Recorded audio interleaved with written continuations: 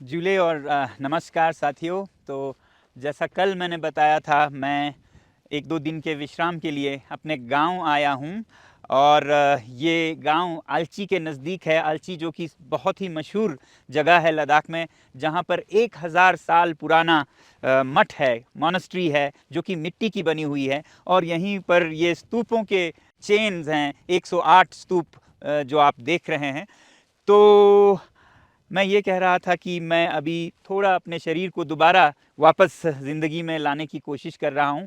अनशन के बारे में ये कहा जाता है कि जितना लंबा अनशन हो, उसमें जाना तो मुश्किल है ही, वापस आना उतना ही मुश्किल है। तो मुझे लगभग अब 5-6 दिन होने को आए और अभी भी मैं पूरी तरह से सामान्य खाना नहीं खा पा रहा हूँ। तरल लिक्विड फूड से अब सेमी सॉलिड की तरफ पहुँचा हूँ। अब धीरे धीरे सामान्य खाना खाने की तरफ आ रहा हूँ। तो वहाँ अनशन के बारे में आपको बताऊं तो मेरे बाद जो महिलाओं ने मोर्चा संभाला है, लगभग 50 महिलाएं आज 5 दिन का अनशन खत्म करके अपना जिम्मेदारी और महिलाओं को सौंप के अपने घर गए।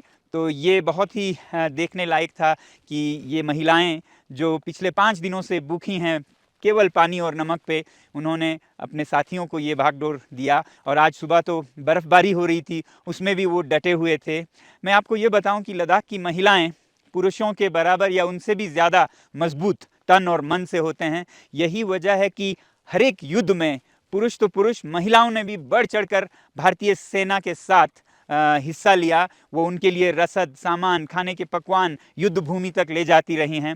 और आज उन्हें भी मजबूर होकर सरकार के सामने उनके वादे याद दिलाने के लिए, जो कि लद्दाख को संरक्षण देने की बात थी, यहाँ के प्रकृति और यहाँ के संस्कृति की, या फिर लोकतंत्र यहाँ बहाल करने की बात हो, उस पे सरकार को याद दिलाने के लिए वो भी इसी तरह अनशन में डटे हुए हैं। अब कई बार लोग पूछते हैं आप कितने सफल रहे।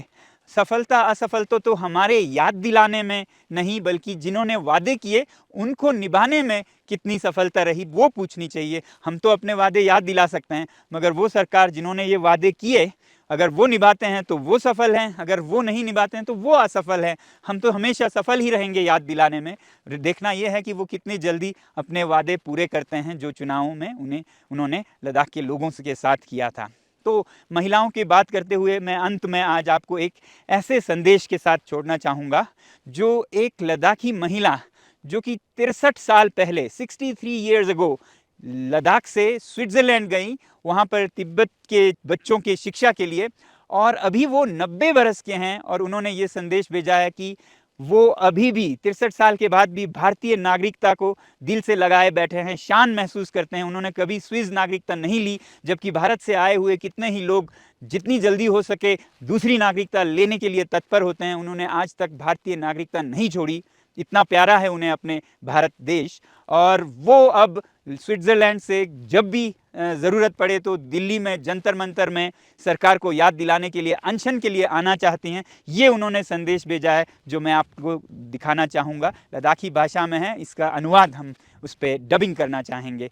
तो ये जज्बा है लद्दाख के महिलाओं का, जो भारत के लिए इतना प्यार और सम्मान रखते हैं। अब ये बहुत दुख की बात होगी कि भारत के नेता उनके नज़रों से गिर जाएं, अपने वादे करके वादे तोड़ जाएं, तो फिर ऐसे लोग जो 90 साल तक भारत को दिल में बसाए हुए हैं, उनके दिल पर कितनी ठेस पहुंचेगी, ये आप भी समझ सकते हैं। बहरहाल आप सबको धन्यवाद कि आप लोगों ने अपनी आवाज़ हमारी आवाज़ से मिलाकर ये आवाज़ बुलंद की, ताकि कोई भी सरकार, कोई भी राजनीतिज्ञ ऐसे वादे करके लोगों को छोड़ के ना चले जाएं।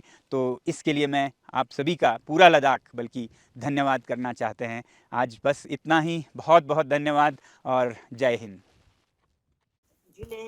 चूले और नमस्कार सोनम वांगचुक जी और मेरे सारे लद्दाख के लोग। आज आपका रविवार है, तो मुझे उम्मीद है कि सारे युवक युवती जुटे होंगे अनशन के स्थल पर, क्योंकि आज आपके स्कूल कॉलेज बंद होंगे। तो आप सब अपने बड़ों के साथ मिलके अनशन कर रहे होंगे। मैं आप सबको बधाई देना चाहती हूँ, क्योंकि लद्दाख का जो मुद्दा है उसमें अगर आप सब आवाज़ उठाएं तो ये मेरे ख्याल से सफल होगा, असफल नहीं रहेगा। आप सब लद्दाख में जो पैदा हुए हैं, जैसे मैं भी पैदा हुई, हमें मालूम है लद्दाख में कैसा मौसम रहता है, कितनी ठंड पड़ती है। अभी इस ठंड में आपके बड़े बूढ़े, माता-पिता, आपके चाचा-चाची सब अनशन पे बैठे होंगे। वैसे ही सोनम वांगचुक भी 21 दिन अनशन पे बैठे। वो क्यों बैठे? क्योंकि आप जो नौजवान हैं, उनके भविष्य के लिए, आपके जो बच्चे होंगे आगे, उन सब के खुशियों के लिए, आपके पोते-पोतियों के लिए, वो उनके खुशी के लिए अनशन पर बैठे हैं। चूले सभी को मैं अभी डोलमा दादी माँ हूँ, डोलमा स्विट्ज़रलैंड में रहती हूँ। यहाँ आए मुझे 63 साल हुए हैं, मगर अभी भी मैं भारत की, लद्दाख की नागरिक हूँ। मैंने भारत की जो नागरिकता है, वो अभी तक नहीं छोड़ा है। यहाँ की सिटीज़न, यहाँ की नागरिक नहीं बनी मैं स्विट्ज़रलैंड की। मैं, आप देख सकते हैं, भारत की पासपोर्ट बड़े ही शान से रखती हूँ।